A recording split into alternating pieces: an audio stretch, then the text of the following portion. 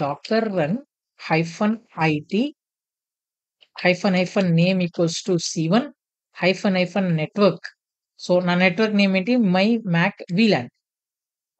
Mac VLAN ఇచ్చాక నేనేం చేస్తాను? ఆల్పైన్ తీసుకున్నాను.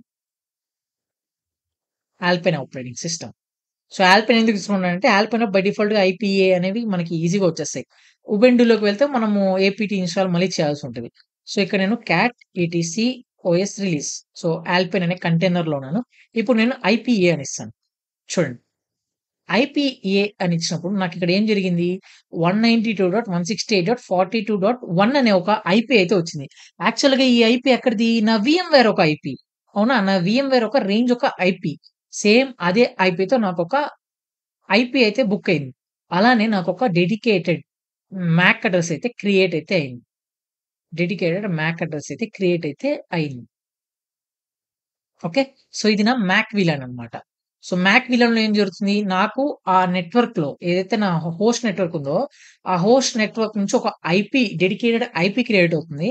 అలానే నాకొక యూనిక్ మ్యాక్ అడ్రెస్ అనేది క్రియేట్ అవుతుంది.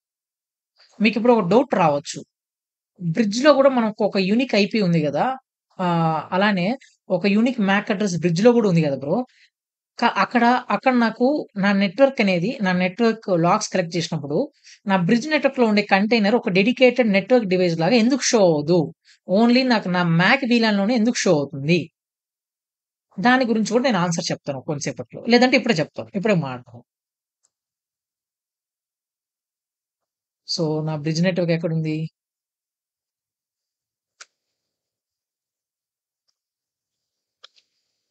చూడండి.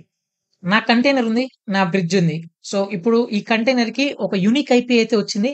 అలానే ఈ బ్రిడ్జ్ నెట్వర్క్‌లో ఒక యూనిక్ మ్యాక్ అడ్రెస్ గూడా వచ్చింది నాకు. ఓకే. మ్యాక్ అడ్రెస్ గూడా నాకొచ్చింది. సో, ఇప్పుడు నేను నా ఇంటర్నెట్‌కి రిక్వెస్ట్ చేశాననుకోండి. ఇప్పుడు నా మ్యాక్ ఓకేనా? నా ఐపీ వచ్చేసి నా బ్రిడ్జ్ నెట్వర్క్ కనెక్ట్ అవుతుంది. నా బ్రిడ్జ్ అడాప్టర్ వచ్చేసి డాకర్ 0 నెట్వర్క్ అడాప్టర్ పింగ్ అవుతుంది. నా డాకర్ నెట్వర్క్ అడాప్టర్ వచ్చేసి నా వీఎం నెట్‌కి పింగ్ అవుతుంది. నా వీఎం నెట్ వచ్చేసి నా ఫిజికల్ ఏదైతే నా విండోస్ 7లో ఉందో అడాప్టర్, ఆ వీఎం నెట్ 2కి పింగ్ అవుతుంది.